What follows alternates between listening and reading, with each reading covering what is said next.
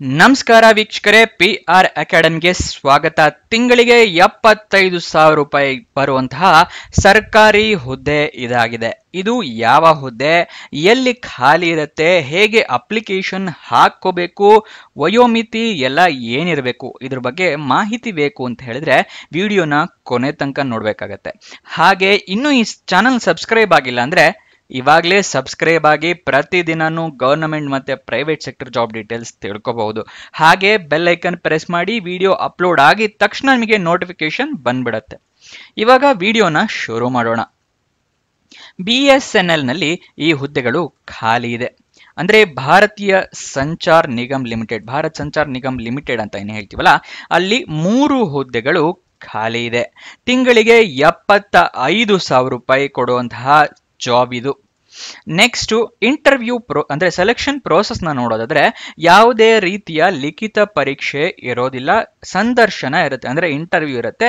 ಆ ಇಂಟರ್ವ್ಯೂನ ಅಟೆಂಡ್ ಮಾಡಿದ್ರೆ ಸಾಕು, ನಿಮಗೆ ಜಾಬ್ ಸಿಗುತ್ತೆ. ಲಿಖಿತ ಪರೀಕ್ಷೆ ಇಲ್ಲದೆ ಇರೋದು ಒಂದು ಒಳ್ಳೆಯ ಸುದ್ದಿ. ಎಲ್ಲರೂ ಅಪ್ಲಿಕೇಶನ್ ನ ಹಾಕೊಳ್ಳಿ.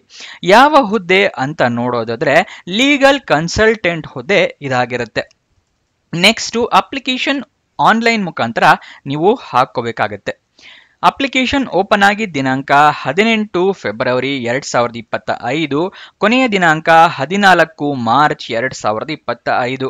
ಕೊನೆಯ ದಿನ ತನಕ ವೇಟ್ ಮಾಡೋದಕ್ಕೆ ಹೋಗಬೇಡಿ, ಆದಷ್ಟು ಬೇಗ ಅರ್ಜಿಯನ್ನ ಹಾಕೊಳ್ಳಿ.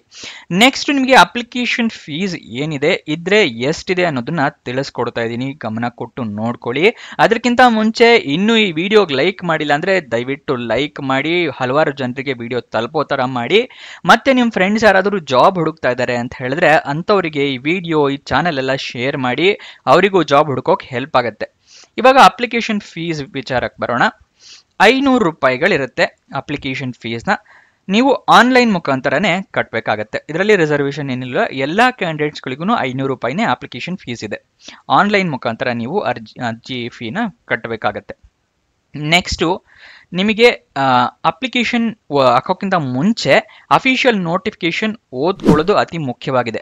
ಯಾಕೆ ಅಂದರೆ ಅಪ್ಲಿಕೇಶನ್ ಎಲ್ಲರೂ ನೀವು ತಪ್ಪು ಮಾಡಿದ್ರೆ ತಿದ್ದುಪಡಿಗೆ ಅವಕಾಶ ಇಲ್ಲ, ಮತ್ತೆ ನಿಮ್ಮ ಅಪ್ಲಿಕೇಶನ್ ರಿಜೆಕ್ಟ್ ಆಗೋ ಚಾನ್ಸಸ್ ಜಾಸ್ತಿ ಇರುತ್ತೆ. ಅದಕ್ಕೋಸ್ಕರ ಅಫಿಷಿಯಲ್ ನೋಟಿಫಿಕೇಶನ್ ಓದ್ಕೊಂಡು ಸಂಪೂರ್ಣ ಮಾಹಿತಿ ತಿಳ್ಕೊಂಡ ಮೇಲೆ ನೀವು ಅಪ್ಲಿಕೇಶನ್ ಹಾಕ್ಕೋಬೇಕು.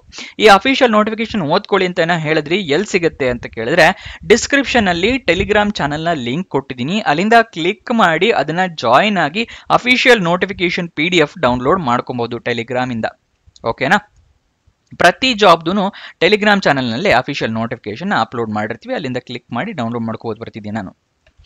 ನೆಕ್ಸ್ಟ್ ವಯೋಮಿತಿಯ ಡೀಟೇಲ್ಸ್ ನ ನೋಡೋದಾದ್ರೆ ಮಿನಿಮಮ್ ನಿಮಗೆ 18 ವರ್ಷ ಆಗಿರಬೇಕು, ಮ್ಯಾಕ್ಸಿಮಮ್ 32 ವರ್ಷದವರು ಕೂಡ ಅಪ್ಲಿಕೇಶನ್ ಹಾಕೋಬಹುದು.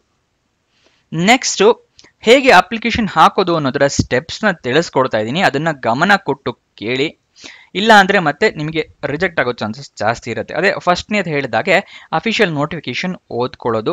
ಎರಡನೇದು ಆನ್ಲೈನ್ ಮುಖಾಂತರ ಅಪ್ಲಿಕೇಶನ್ ಹಾಕಬೇಕಾಗಿರೋದ್ರಿಂದ ನೀವು ನಿಮ್ಮ ಇಮೇಲ್ ID ಮತ್ತೆ ಮೊಬೈಲ್ ನಂಬರ್ ಎಲ್ಲ ಕರೆಕ್ಟಾಗಿ ಮೆನ್ಷನ್ ಮಾಡಬೇಕಾಗತ್ತೆ. ಅದರ ತಪ್ಪಾದ್ರೆ ನಿಮಗೆ ಜಾಬ್ ಸಿಕ್ಕರೂ ಅವರು ಮೇಲು ಅಥವಾ SMS ಮೂಲಕ ಕಳಿಸ್ತಾರೆ ನಿಮಗೆ ಜಾಬ್ ಸಿಕ್ಕಿದೆ ಅಂತ.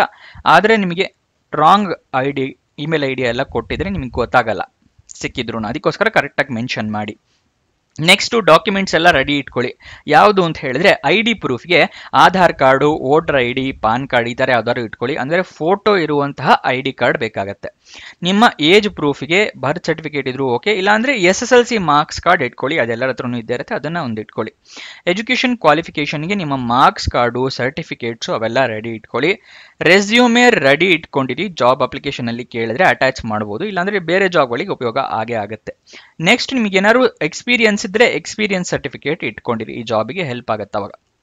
ನೆಕ್ಸ್ಟ್ ಅಪ್ಲಿಕೇಶನ್ ಆನ್ಲೈನ್ ಅಂತ ಹೇಳಿದೆ ಅಲ್ಲ, ಅದರ ಲಿಂಕ್ ನಾನು ನಿಮಗೆ ಇಲ್ಲಿ ತೋರಿಸ್ತಾ ಇದ್ದೀನಿ ನೋಡಿ. ಇದು ಅಪ್ಲಿಕೇಶನ್ ಹಾಕೋದಕ್ಕೆ ವೆಬ್ಸೈಟ್ ನ ಲಿಂಕ್ ಆಗಿರುತ್ತೆ. ಇದು ನಿಮಗೆ ಎಲ್ಲಿ ಸಿಗುತ್ತೆ ಅಂತ ಹೇಳಿದ್ರೆ ವಾಟ್ಸಾಪ್ ಚಾನಲ್ ನಲ್ಲಿ ಈ ಲಿಂಕ್ ನ ಕೊಟ್ಟಿರ್ತೀನಿ. ವಾಟ್ಸಾಪ್ ಚಾನಲ್ ಲಿಂಕ್ ಡಿಸ್ಕ್ರಿಪ್ಷನ್ ಅಲ್ಲಿ ಇದೆ, ಅಲ್ಲಿಂದ ಕ್ಲಿಕ್ ಮಾಡಿ ವಾಟ್ಸಾಪ್ ಚಾನಲ್ ಜಾಯಿನ್ ಆದರೆ ಪ್ರತಿದಿನನೂ ಅಪ್ಲಿಕೇಶನ್ ಲಿಂಕ್ಸ್ ಎಲ್ಲ ಅಲ್ಲಿಂದ ಪಡ್ಕೋಬಹುದು ನೀವು. ಗೊತ್ತಾಯ್ತಲ್ಲ? ಈ ಜಾಬ್ ಇಂದು ಕೂಡ ವಾಟ್ಸ್ಆಪ್ ಚಾನಲ್ ನಲ್ಲೇ ಲಿಂಕ್ ಕೊಟ್ಟಿದ್ದೀನಿ. ಅಫಿಷಿಯಲ್ ವೆಬ್ಸೈಟ್ ಅಡ್ರೆಸ್ ಬೇಕು ಅಂತ ಹೇಳಿದ್ರೆ bsnl.co.in ಇದು ಅಫಿಷಿಯಲ್ ವೆಬ್ಸೈಟ್ ಅಡ್ರೆಸ್ಸು. ಗೂಗಲ್ ನಲ್ಲಿ ನೀವೇ ಈ ವೆಬ್ಸೈಟ್ಗೆ ಹೋಗಿ ನೀವೇ ಡೀಟೇಲ್ಸ್ ಕೂಡ ತಿಳ್ಕೋಬಹುದು.